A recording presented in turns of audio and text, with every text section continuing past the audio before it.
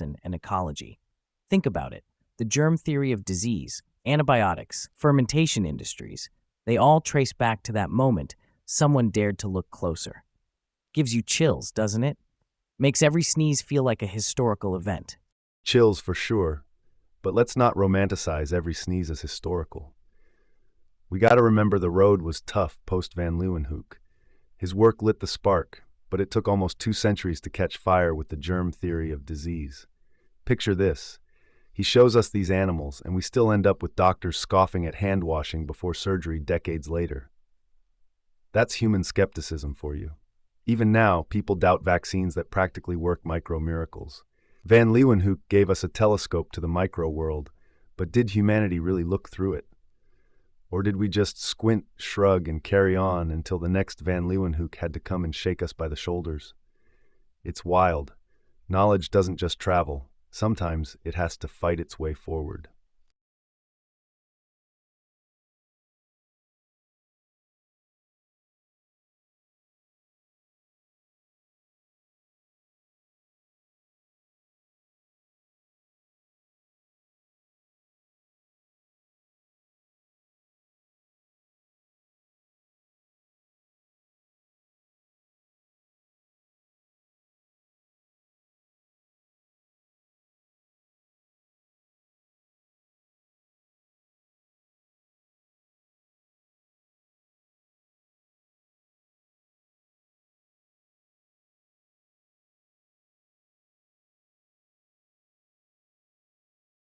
Hey everyone, welcome back to Infinite Podcast, the place where the banter never ends. I'm your host, alongside my brainy sidekick Simon.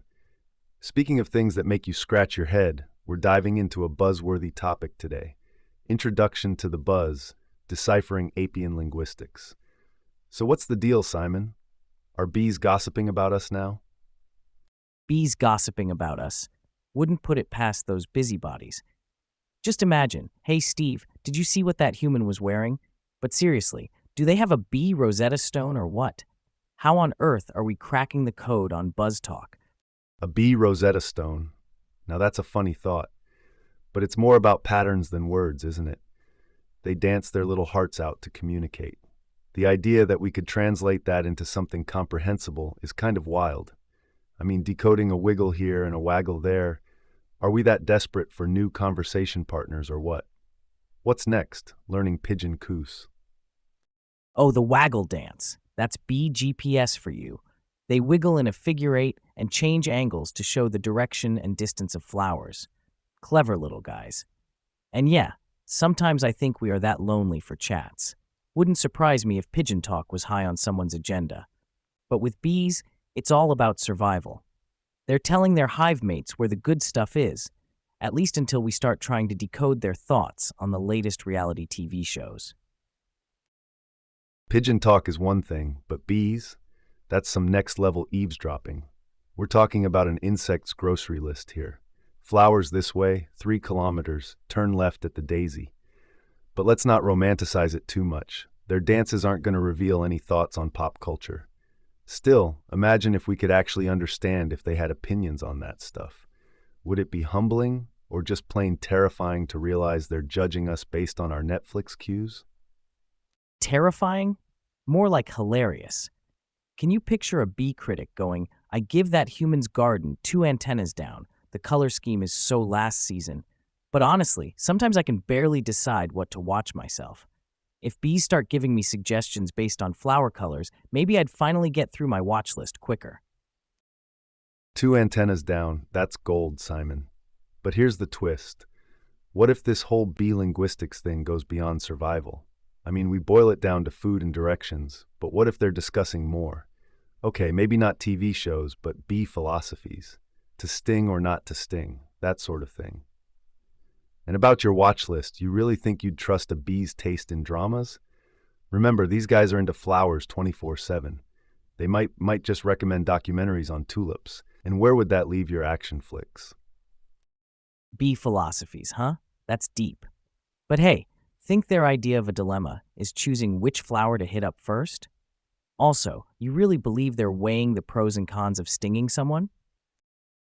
I think they've probably got a hierarchy of problems, you know? Flower choice is like deciding what's for lunch, but the stinging dilemma, that's life or death. It's their version of an existential crisis. To us, it might seem minor, but for bees, it's the ultimate decision. And decoding that, well, I imagine we'd find a mix of instinct and, who knows, maybe some bee bravery in there too. Bee bravery, eh? I bet their version of a superhero is the stinger or something. But really, what if we decode all this and find out it's just like our own internal monologues? Should I eat this? Do I poke it? But hey, isn't calling it bee linguistics a bit of a stretch? That's like saying my dog's bark is canine oratory. It's fascinating, though, this idea that we're so intrigued by animal communication, we'd slap the label of language onto it. Definitely, Simon. We're stretching it, calling it linguistics. It's more like we're making patterns fit into our human understanding of language, which is super complex. I mean, when my dog barks at me, it's not holding a debate. It's probably just hungry or wants to go for a walk. With bees, it's primeval stuff, mating, eating, or defend the queen. Anthropomorphizing them with words like language is us trying to make sense of actions that are purely instinctual. Absolutely. We get all uppity thinking every twitch is a sonnet, when really it might just be bee basics.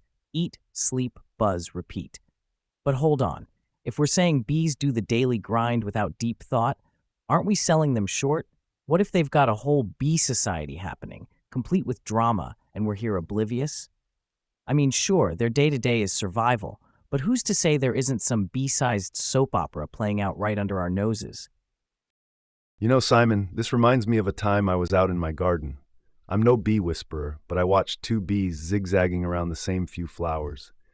It went on for minutes. To me, it looked like a dance-off, a showdown you'd see in a movie, but in miniature size. Now, I jokingly thought they were competing for best pollinator or arguing over which flower was better. Dude, lavender is so last Tuesday. Coincidence? Who knows? But if we're just slightly right about their interactions being more than instincts, who's to say there isn't some romance, rivalry, or even a comedy act happening? Our gardens might be tiny theaters, and we don't even have tickets to the show. Hey, speaking of bees and culture, let's not forget those ancient bug buffs. The Egyptians were wild about bees. Hieroglyphs show us they kept hives and revered bees for honey and pollination. Those guys basically ran the first beekeeping gigs. Fast forward to today, they'd probably be buzzing with pride to see their tiny pals are still a big deal. And it's not just farming, there's bee mythology too. Bees were all over the place, symbols of royalty, hard work. They've been in the VIP section of history for ages. Good point about the Egyptians and their beekeeping legacy, Simon. They really had a way with hives that set a golden standard. Makes you think, if we're still so fascinated by bees, imagine the tales those ancient apiarists could tell. All right, let's follow this buzz to dig more into historical hives. Talking about bees in ancient civilizations seems like a natural next step. From sweetening foods to medicinal uses and beyond, bees were the real MVPs back in the day. So, what's got your antennae twitching about our old-timey insect friends? Joe, it's got me thinking. With all the respect bees had in ancient times, didn't some cultures view them as sacred too? What's the scoop on that? Were they just insect farmers, or was there something more spiritual to it? Absolutely, bees held a sacred status in many ancient civilizations beyond Egypt. Take the Greeks and Romans. They associated bees with deities and believed that honey was a link to the divine. Aristotle even studied bee biology and behavior extensively. In Norse mythology, bees were thought to be the messengers of the gods, while in Hinduism, they're associated with Vishnu, Krishna, and Kama, the god of love. And let's not forget the Mayans. They considered the stingless bee particularly holy and had a god called Kab, dedicated to bees and honey. These insects weren't just farmed for their sweet produce, they symbolized immortality and resurrection too. In some beliefs, the soul flew to the afterlife as a bee or butterfly. So yeah, there was definitely a spiritual buzz about them, pun intended. So, with bees woven into the fabric of so many cultures and religions, do you think that kind of reverence holds any lessons for us today in how we view nature or the environment? Ladies and gents just tuning in, you've landed on a sweet spot of our show where we're buzzing about bees, those tiny powerhouses of the animal kingdom. We've been diving into the historical hives of ancient times, exploring how cultures like the Egyptians were early beekeepers, admiring these little critters for their honey-making and pollination powers. We touched on how bees weren't only about agriculture. They were sacred symbols linked to gods across several ancient civilizations, from Greece's divine connections to Mayan deities dedicated to bees. There was clearly a whole lot more to bees than meets the eye. So stay with us as we comb through what we can learn from our ancestors' reverence for nature and how it could change our current environmental mindset. It's going to be an unbelievable chat. Reverence for nature. Huge lesson in sustainability and respect, Joe. For sure, Simon. Our ancestors weren't just ahead of their time with beekeeping. They were teaching us about sustainable practices without even knowing it. By holding bees in such high regard, they maintained a balance with nature, ensuring that their agricultural and spiritual needs didn't tip the ecological scales. Today, we're at a point where we could really learn from that. Instead of exploiting natural resources, we ought to coexist much like the ancients did with bees.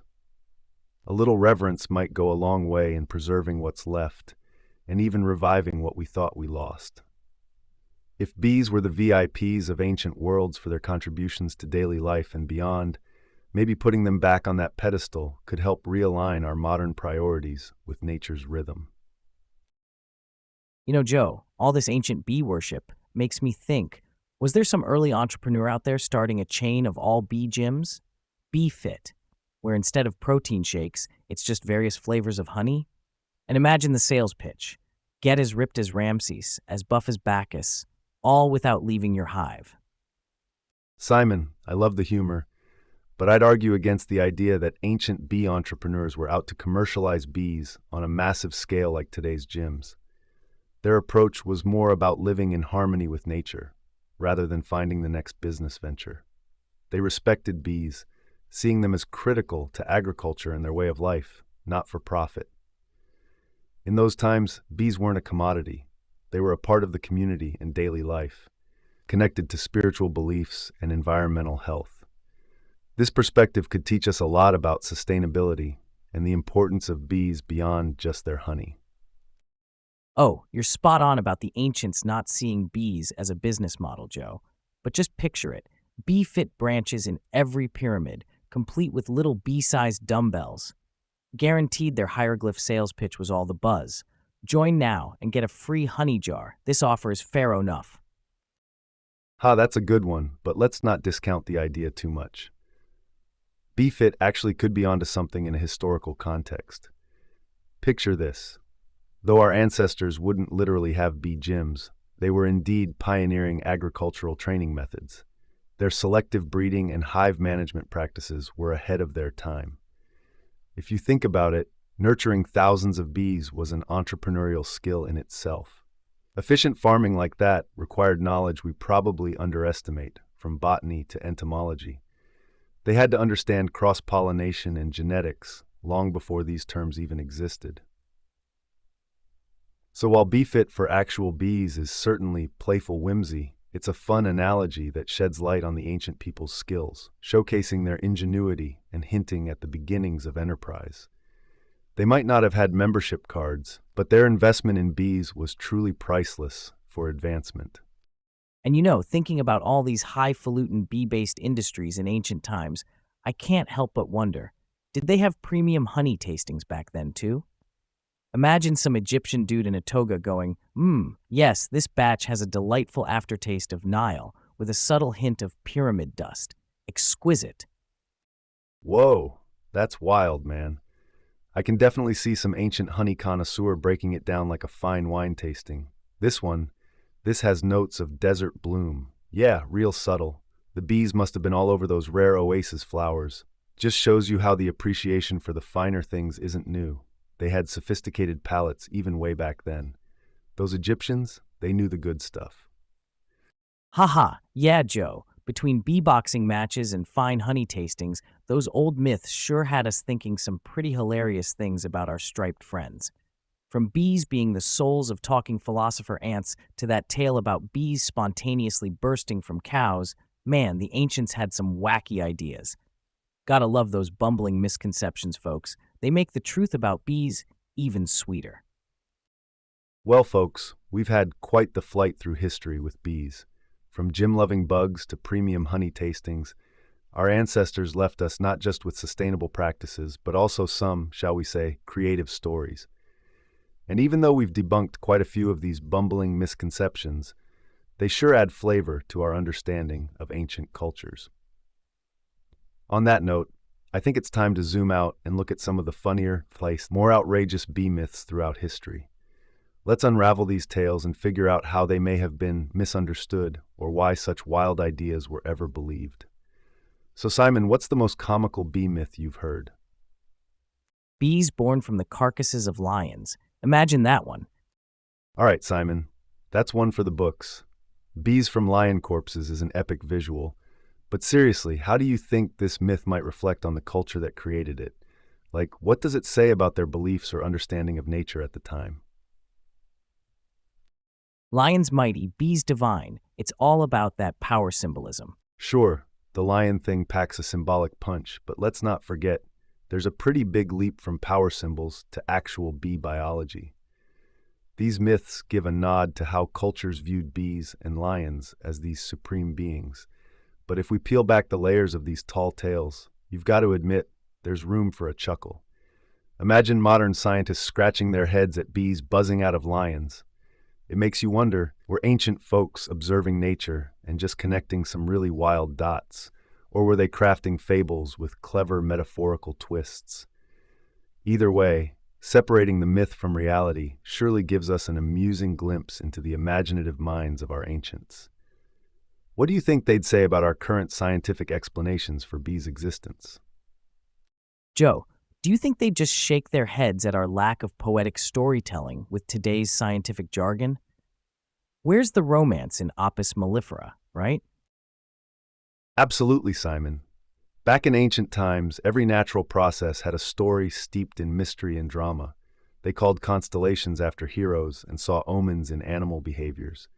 Apis mellifera, the scientific name for the European honeybee, simply means honey-carrying bee. But to them, bees were messengers of the gods or born of sacred animals like lions, which was way more evocative. The layered symbolism gave everything around them deeper meaning and connected them to their environment in a spiritual sense. Now we've got Latin terms and genes mapped out, but you could say something's missing, that rich tapestry of narrative they lived with daily.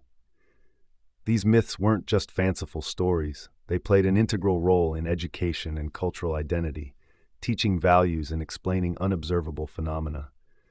Outlandish as it sounds, Bees from Lions reflects ancient views on life, death, and rebirth, a small insect demonstrating traits like courage and community, revered just as much as the king of the jungle. It shows how people used imagination to bring insight into the natural world, creating a fascinating blend of culture and nature. Keeping bees mystical sure beats boring old bee gene mapping. Sure, the mystique of bees in the ancient world is far more enchanting than today's molecular approach, Simon. But hey, those boring old bee gene mappings do have their merits. They give us vital insights into bee health, behavior, and evolution, which ultimately helps us protect them.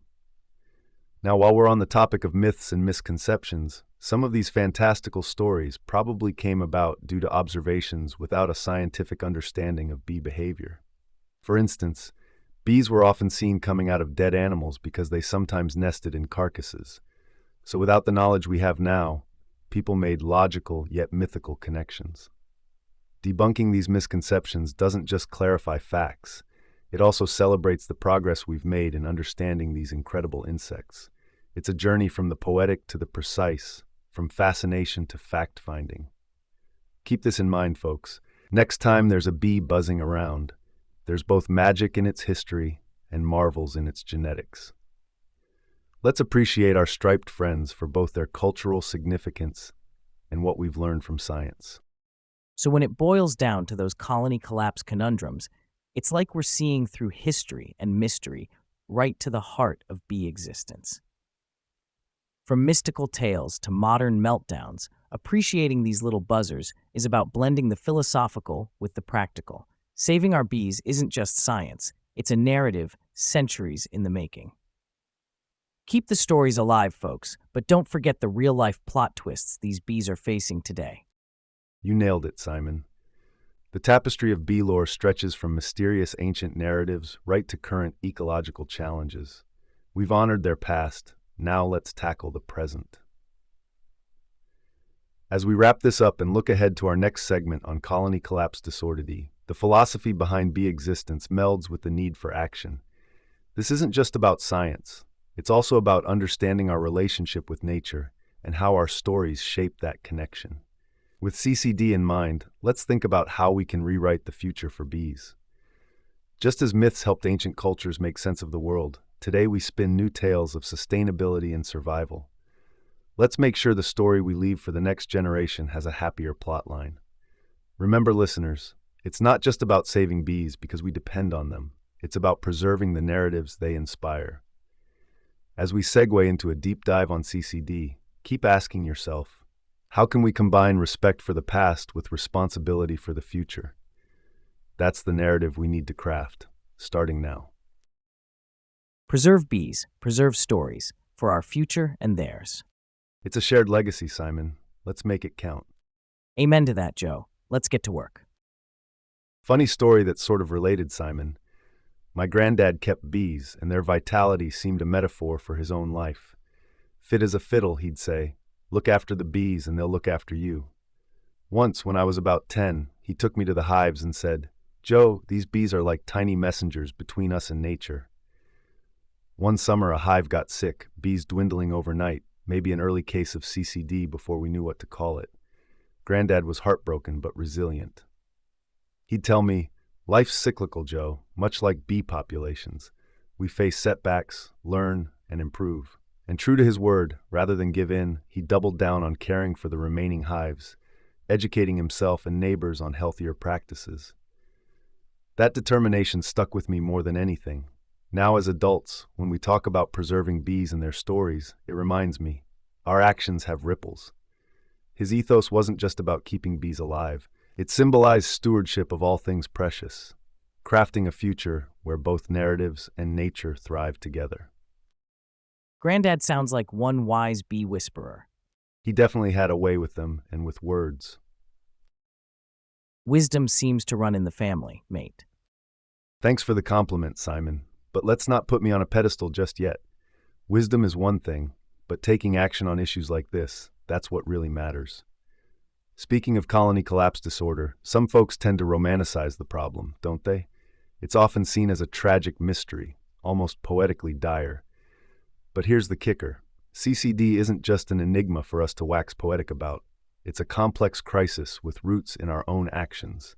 Agriculture practices, pesticide use, habitat destruction, you name it. This isn't a time for philosophy alone. It's a call for grounded strategies and tangible solutions. That said, while we need scientific insight to tackle these conundrums, I think injecting narrative can be powerful. It adds urgency and connects people on an emotional level. So yes, preserving stories is vital, but let's make sure we're also writing a new story where bees aren't just surviving, but thriving. Actions over eulogies. Let's give bees more than just buzz. Exactly, roll up sleeves, it's time for real work, folks. Oh man, Joe, this reminds me of a time I tried to grow tomatoes in my backyard. I planted them, all excited about these homegrown salads I'd be making, right? But as they started to blossom, I noticed there weren't many bees buzzing around. My tomato plants were just sitting there, flowers open, waiting for a dance partner that wasn't showing up. So here's me, Mr. DIY, with a tiny paintbrush, going from flower to flower like some low-budget bee, trying to pollinate them myself. It was nuts, and while I did get a few sad-looking tomatoes, it hit me. If I'm struggling this much with a couple of plants, imagine our world without bees. It's like what you said with CCD. We could sit around missing our little winged friends, or we could get out there and do something. Let's be the change, and not the guy with the paintbrush, huh? Simon, the paintbrush story. It's hilarious, but also a little tragic, isn't it? It's like we're at this point where we've taken bees for granted, and now people are out there doing the bees' jobs with tiny brushes. It's like if everyone suddenly had to carry their internet data around because the Wi-Fi disappeared. But here's my take. It's one thing to be philosophical about bees, to recognize their cultural role, but another to put on bee wings when they're in trouble. You tried to step in for bees, which is commendable, but let's confront the actual problem. Colony collapse conundrums hint at bigger issues. Sure, philosophizing is great for podcasts and late-night chats, but when it comes to saving our stripy friends, we need more boots on the ground, or should I say, more suits in the apiaries. I'd push that we consider how we can support professional beekeepers, back research into solving CCD, and adopt bee-friendly practices in our lives. Let's promote urban beekeeping, create wildflower havens, and curb pesticide use where we can. So enough with the buzzwords. It's time to help the real buzzmakers. Joe, you're spot on about promoting bee-friendly actions. How do you reckon we can get our listeners involved in these bee-saving activities? Great thought, Simon. How about we challenge our listeners to create their own little bee havens? Could be anything from planting bee-friendly flowers to maybe installing a small bee hotel on their balcony. We could start a hashtag and share the progress. What do you think? I'm all in, Joe. And about that philosophizing, we love a good chinwag about bee existence and their mystical aura, but you're right. It is high time to shift from just talking to doing. Let's get our hands dirty, literally. If each listener does their bit, it adds up to a massive boost for bees. Who knows? With enough little havens popping up, maybe we could start a green wave across the neighborhoods. Be the change. Anyone? Oh yeah, man. Hashtag be the change. That's killer. Imagine a wave of backyards turning into bee buffets. That's real impact. Each person doing something small amounts to massive change. And hey, we're not just saving bees, we're reconnecting with nature ourselves. So what do you say, folks? Let's turn those black thumbs green and get those bees buzzing again. Joe, I'm curious, mate. Have you tried setting up a bee hotel or planting any pollinator-friendly plants in your own garden yet? I'll tell you, Simon, while I've been pushing for others to take action, my own balcony is as barren as a desert. Talk about needing to practice what you preach, right? It's one thing to have these grand ideas for solving world issues, but if your hands aren't getting dirty in your own backyard, they're just nice thoughts. I've got to make room among the potted plants for some bee-friendly flowers and set up that bee hotel pronto. Let's circle back to this conversation in a few weeks, and hopefully I can report a blossoming success story. Well, Joe, while setting up bee hotels and planting flowers is a shining start, I've been thinking, why not shake things up big time? Like, picture this. Instead of waiting for someone else to fix the problem with CCD, we turn our entire neighborhood into a bee paradise. Why stop at individual balconies or backyards? Let's get the community involved, talk to local schools, businesses, get everyone on board. It's not just about saving bees at this point. It's creating a movement where people can see change happening right in front of their eyes. Yeah, let's make philosophizing on bee existence our battle cry to ignite real, gritty action. What do you say? Are you ready to be that buzz in our neighborhood's ear? All in. Let's make our neighborhood a bee haven. Joe, just to clarify, when you talk about making our neighborhood a bee paradise, are we thinking garden community projects, local workshops for kids?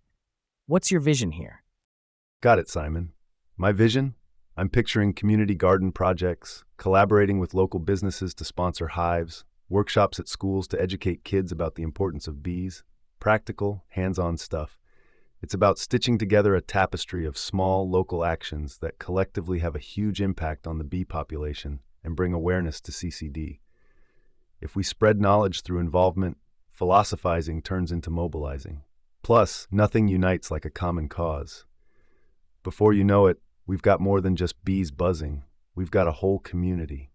Community buzz, bee love. Let's get this hive alive. So, speaking of community buzz, Simon, this takes me back to my cousin's neighborhood out in Oregon. They had this local farmer who noticed the bees were disappearing, right? Well, instead of just fretting about colony collapse disorder, he gets the bright idea to bring folks together for a pollinator festival. decides to educate his neighbors with something fun while tackling a serious issue. They had all these booths with local honey, crafting bee houses, and even scientists explaining bee roles in ecosystems. It started as a simple farmer's concern, but morphed into this beloved annual shindig. Kids ran around dressed as bees, gardeners shared plants to attract pollinators. You see where I'm going with this? Turns out that festival didn't just highlight the problem, it created a buzz that resonated year-long. People transformed their yards, schools started planting pollinator gardens, businesses sponsored beehives. One guy's action became everybody's mission. His story sticks with me because it shows how a bit of creativity can spark a legit movement. And hey, if they could do it, why not us, right? Absolutely, Joe. All right, folks, wrapping up today's spine-tingling dive into global superstitions. We've trudged through haunted castles in Ireland, avoided ladders and black cats in the US, and let me tell you, I'm about ready to knock on wood every time I step out of the house now. Whether it's tossing salt over your shoulder or not whistling indoors, there's a charm for every harm out there. From quirky beliefs to age-old tales, superstitions are these wild threads woven into our cultural fabric, making life a smidge more mystical. So take them with a pinch of salt, preferably tossed over the left shoulder. Just remember, whether you believe in these superstitions or find them chuckle-worthy, they're a part of the storytelling magic that keeps our world interesting. Keep your black cats close and your rabbit's feet closer, and who knows, maybe it'll bring us all a spot of good luck. Until next time, keep the mystique alive, tune in for more Infinite Podcast, and remember, don't break any mirrors. Absolutely, Simon. There's something uniquely human about clinging to these superstitions, isn't there? It doesn't matter if you're superstitious or not. These stories are a goldmine of culture and history, a peek into humanity's collective anxieties and hopes throughout the ages. Speaking of those cultural quirks that thread through our lives, it makes me think about how superstitions differ around the globe. Today, we've traveled the world from the comfort of our headphones, unveiling the cultural charms that make each place unique. From Ireland to the US, every culture has its blend of beliefs that add a sprinkle of magic to everyday life. So, let's transition to looking more closely at these global superstitions. I'm curious, what sort of mystical rituals have people grown up with in different corners of the world, and what do they tell us about our shared human experience? Let's dive into Introduction to Global Superstitions, unveiling cultural charms, and uncover these gems. Joe, I love that deep dive into the wild world of superstitions. Kind of makes you wonder, what's the strangest or most unique superstition you've ever come across in your travels? Or maybe one that a listener has sent in that just made you go, wait, what? In terms of browsing the odd and eccentric, one superstition that stands out is from Turkey. Nazars, or the evil eye. It's believed by many cultures globally, but in Turkey they've got a unique twist on countering this curse.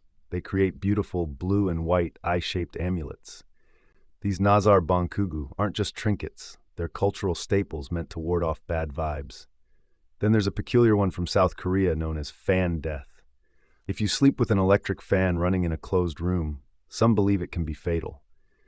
While there's no scientific backing, the belief persists, showing how superstitions can often defy logic and become ingrained in culture. Discussing these enigmatic beliefs does more than raise eyebrows. They give insights into what various cultures fear and value. Through our global community of listeners, we keep adding to this fascinating tapestry of mythos we all share, weaving together the rich patterns of human narrative and experience. And each story has that delicious blend of historical reverence and modern-day skepticism that makes this topic an endless well of intrigue. All right, Joe, I've got to throw in some skepticism here. Evil eyes, fan death. It's wild how these superstitions can run a whole culture's playbook, huh? But let's not forget the flip side. Take walking under ladders or crossing paths with black cats. Most folks just laugh it off and go on with their day. Is it because some superstitions seem more logical? Fear of bad luck from an evil eye charm is one thing, but thinking a fan can end you? That's next level. Makes me think, does technology mesh with these ancient beliefs? Or do we see them as too far-fetched now? Yet, even in this age of science and logic over everything, superstitions cling on, like that song you can't get out of your head. And hey, listeners' stories keep coming in, challenging our modern brains.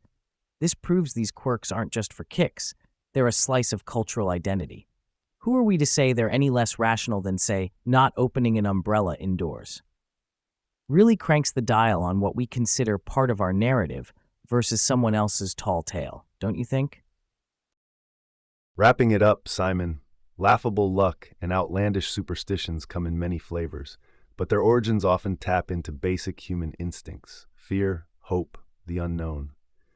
Whether it's a high-rise narrative like fan death or the much nod to common sense avoiding ladders, they all draw from that same well: our need to explain and influence luck and life's chaotic nature. We chuckle at some and side-eye others, but these myths persist because they're more than just a rulebook for dodging bad juju. They connect us to our ancestors, bind communities with shared rituals, and remind us that even cloaked in modernity, we still reach for that thread of magic. Keep laughing, keep wondering, but more importantly, keep that mind open. Because one person's "wait, what?" is another's wisdom passed down through generations. And hey, isn't that what makes our global tapestry so fascinating? Before we slide into our next adventure, let's remember to respect the beliefs that color our collective storybook, while also being able to smile at the peculiar pages within it. Keep sending those stories our way, folks, because who doesn't love a good tale of mystique muddled with a bit of logic? Stay tuned as we pivot towards unveiling the hidden lessons tucked away in these superstitions. Absolutely spot on, Joe. From evil eyes to fans of doom, we've all got our quirky charms and laughable lockets of luck. But let's not forget the silliest of them all. Have you heard about the one where if your ears are burning, someone's talking about you? How did that get started? Burning ears meaning gossip, as if our bodies were ancient social media notifications. But folks, hold on to your rabbit's feet, because we're about to unravel the yarn ball of bizarre beliefs in laughable luck, the most outlandish superstitions and their origins. Let's dive headfirst into those origins. How did they start? Why did they stick? And buckle up, because some of these tales are so out there, they've got their own orbit. Stay with us. It's going to be a hoot. Simon, that burning ear gossip link really tickles my brain. It's got me thinking, how do you reckon it evolved from a random physiological sensation to signaling a social event like gossip? And what other bodily quirks out there have we tied to superstitions? Isn't it wild, Joe? I've always wondered, who was the first person to feel their ears get hot and decide, obviously someone's gabbing about me? But hey, what other bodily quirks got a superstition attached to them? Like when your hand itches, you're supposed to be coming into money, right? Exactly, Simon. It's fascinating to think about how these old wives' tales started. Like, who decides an itchy palm means money's on the way? Is there a council of superstition elders somewhere? And what other secret signals might our bodies be sending according to these beliefs? Joe, that itchy palm thing has quite a backstory. It crosses cultures. In some places, if your right palm itches, you're losing money. But if the left itches, you're in for a cash windfall. Go figure. This could stem from days when people believed touching silver brought prosperity. Hence, an itchy hand meant money was coming or going. Then there's sneezing. Some folks say God bless you because back in the day, people thought a sneeze could expel your soul or invite evil spirits. And of course, hiccups. Some believe they mean someone's talking about you, reminiscent of that burning ear lore. Our bodies become like fortune-telling tools according to these superstitions, each twitch and sneeze filled with potential prophecy. No kidding. The itchy palm one cracks me up because it's so specific. I mean, if only managing finances were as easy as monitoring your hand sensations, right? We'd all be itching to invest. And don't get me started on sneezing. If expelling my soul is that easy, I should be concerned every allergy season. It says a lot about how people understood health and spirituality back then. As for hiccups, Simon, being mentioned by others is far less of a concern for me than stopping those annoying spasms. All joking aside, though, it does bring to light our human need to find explanations and patterns in everything. It makes you wonder, What invisible lines have we drawn from cause to effect purely based on superstition? How many of these tales were just a stand-in explanation before science caught up with reason? It raises the question, how do ancient superstitions fare in our modern world? Do they evolve with us, or are they relics waiting to be debunked by the next generation armed with nothing but Google and a healthy dose of skepticism? Let's keep unpacking these age-old beliefs and see what other laughable lore we can uncover in laughable luck. Absolutely, Joe. As we inch towards wrapping up today's taboo trivia time, it's clear that these surprising superstitions, from itchy palms to soul-snatching sneezes, are a testament to our creative ancestors. They were trying to make sense of the world before science gave us the lowdown. In today's Google-fueled age, most of these beliefs are just quirky side notes in our day-to-day lives. But they're fun, they're a blast from the past, and hey, they keep trivia nights super spicy. So next time your ears burn or your palms itch, remember, it's not just a bodily quirk, it's a history lesson on skin. That's a wrap for today's game of odd beliefs and ancient lore. Remember, folks, keep those superstitions handy. You never know when you'll need a good icebreaker or a random fact to impress at a party. Keep tuning in, because Infinite Podcast always has more zany deep dives lined up for you. Wrapping up on those superstitions, it's wild how they've stitched themselves so firmly into the tapestry of human history. They color our narratives with this mystical fringe that can be utterly bewildering, and yet undeniably charming. We trace back through centuries with just an itchy palm or a sneeze. If that's not a creative way to learn history, I don't know what is. But hey, speaking of odd bits of the past, let's pivot smoothly into something I reckon all trivia buffs like us live for: taboo trivia time. It's that perfect blend of history, oddball facts, and eyebrow-raising beliefs that could only make sense in a game like this. So Simon, brace yourself. We're about to dive into a round of taboo trivia time, a game of surprising superstitious beliefs where we test our knowledge about the world's most peculiar taboos and maybe even bust a myth or two. You ready to get a little taboo with me? Let's jump in. Locked, loaded, and ready for the weirdness. Let's go, Joe. Taboo trivia time isn't just about testing our knowledge, it's a window into humanity's quirky corners. These beliefs weave the very fabric of societies, and having a laugh while unraveling them, priceless. Plus, who wouldn't enjoy flaunting a few esoteric facts at their next social gathering? It's all about staying curious, connected, and a bit cheeky. Let's kick off Taboo Trivia Time, a game of surprising superstitious beliefs. Prepare for some jaw-dropping reveals, folks. Buckle up for trivia that's stranger than fiction, friends. Let's dive into those bizarre trivia depths. Cannonball into the trivia pool, then. Let's get started. Challenge accepted. First trivia coming right up. All right, listeners, gear up for a wild ride through the annals of oddity. Picture this. In Turkey, there's a superstition that if you chew gum at night, it's actually transformed into the flesh of the dead. Talk about a bubble-bursting backstory. Moving over to Japan, whistling at night was believed to summon snakes or even malevolent spirits. And let's not forget about one from the Western world. Knock on wood to ward off bad luck, stemming from ancient cultures that believed trees housed various spirits. Get ready to test the waters with trivia that tickles your brain and rattles those bones, because in taboo trivia time, the truth is often stranger than fiction. Let the games begin, Joe. Chewing gum tale is unnerving. I'll stick to daytime bubble blowing. Hey there, new listeners. You've just crashed the party at Taboo Trivia Time.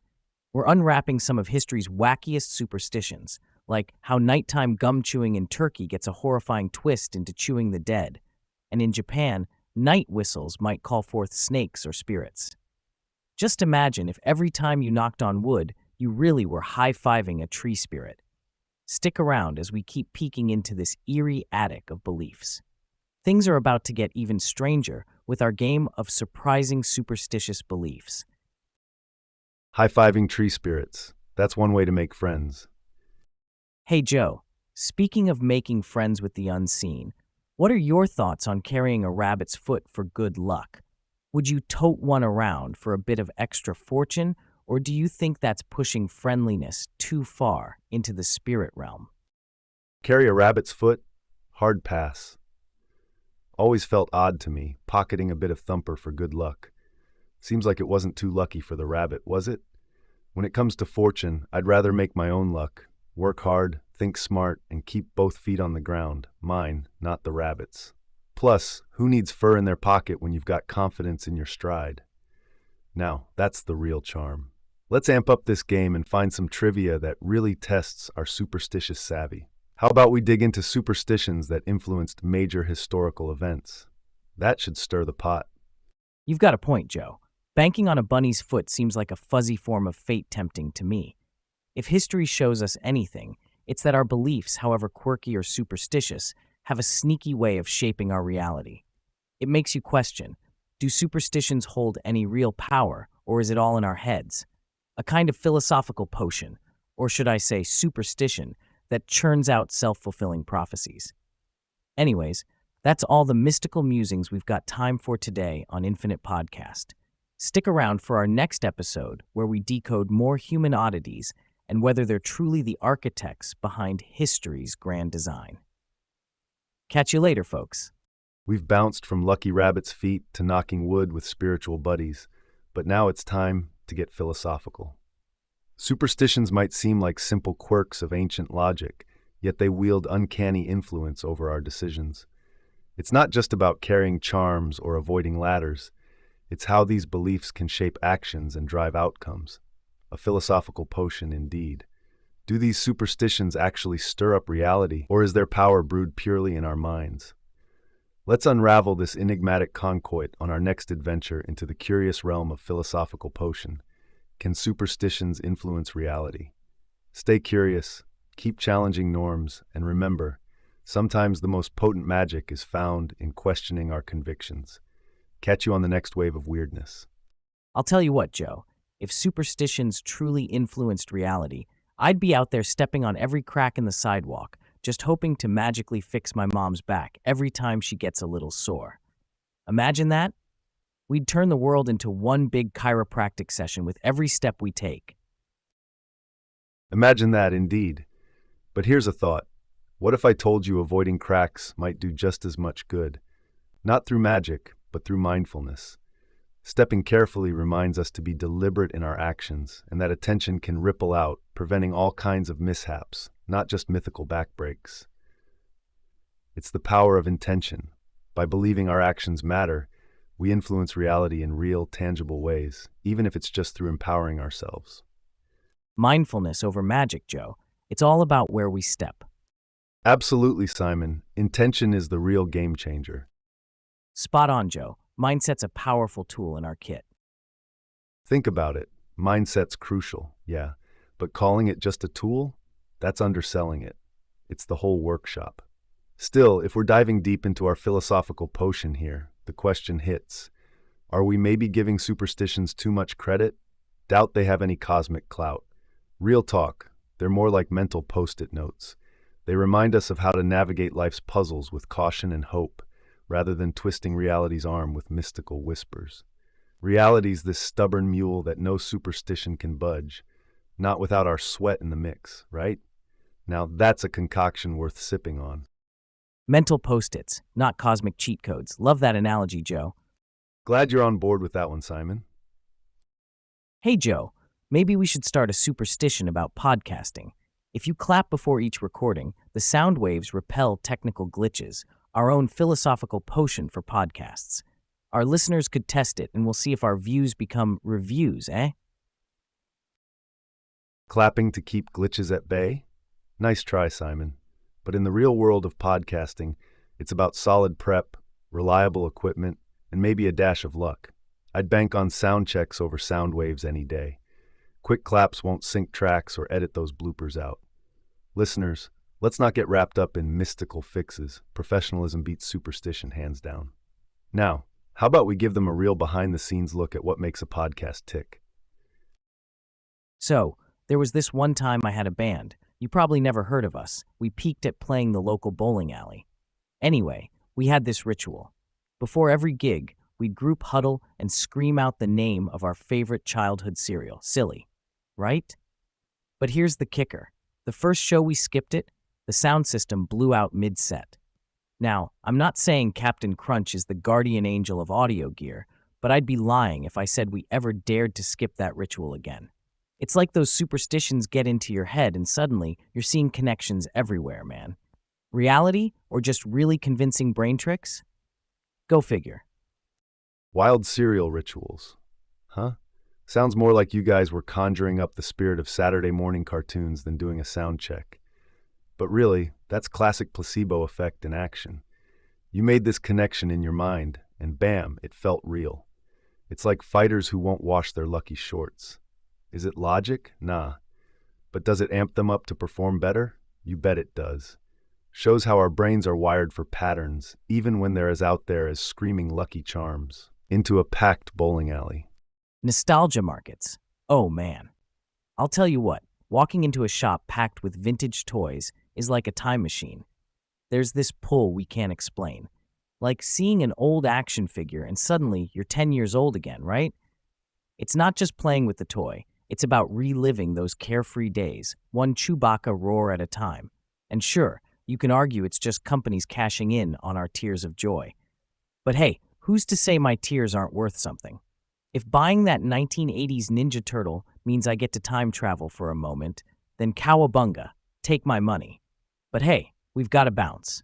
Stay tuned, folks. Next time on Infinite Podcast, we'll fast forward from retro toys to future play. What will collectibles look like when we're all living on Mars? Catch you next time for more out-of-this-world topics. Ah, nostalgia markets. That's where the past cashes in on the present, right? These vintage toys aren't just plastic and paint. They're time capsules, tiny troves of memories. And sure, nostalgia has become its own economy. Companies know that.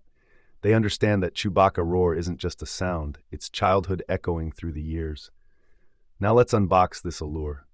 Vintage toys, they're like emotional artifacts. When we hunt down these relics, it's not just about collectability or rarity. We're trying to recapture moments. It's potent stuff, Simon, potent and profitable. But hey, shifting gears from old treasures to new frontiers, if collectors are geeking out over action figures now, can you imagine what will happen when the first Mars rover toy lands on shelves? The curiosity for spacefaring collectibles might just eclipse every tie-dye trend and comic book revival we've seen. Let's rocket into that next time. Well, Joe, next time you're unboxing a vintage toy, just remember, those mint-condition figures aren't kids' stuff. They're retirement plans in disguise. Who needs stocks when you've got a pristine 84 Optimus Prime? Can't wait to tell my financial advisor I'm diversifying into action figures and pogs. Now that's what I call a sound investment strategy. Right, Simon, tell Wall Street, playtime's the new gold mine. You got it, Joe. Toy collectors, the new wolves of Wall Street. To all the listeners, these toys we call child's play. They might be sitting on your shelf, but they're no joke. Look at those action figures. Some are like winning lottery tickets you forgot in your attic. So next time someone knocks that useless toy collection, just remember it could be a stack of Benjamins in disguise. Only thing is, good luck parting with them. They've got more sentimental value than cash value for most.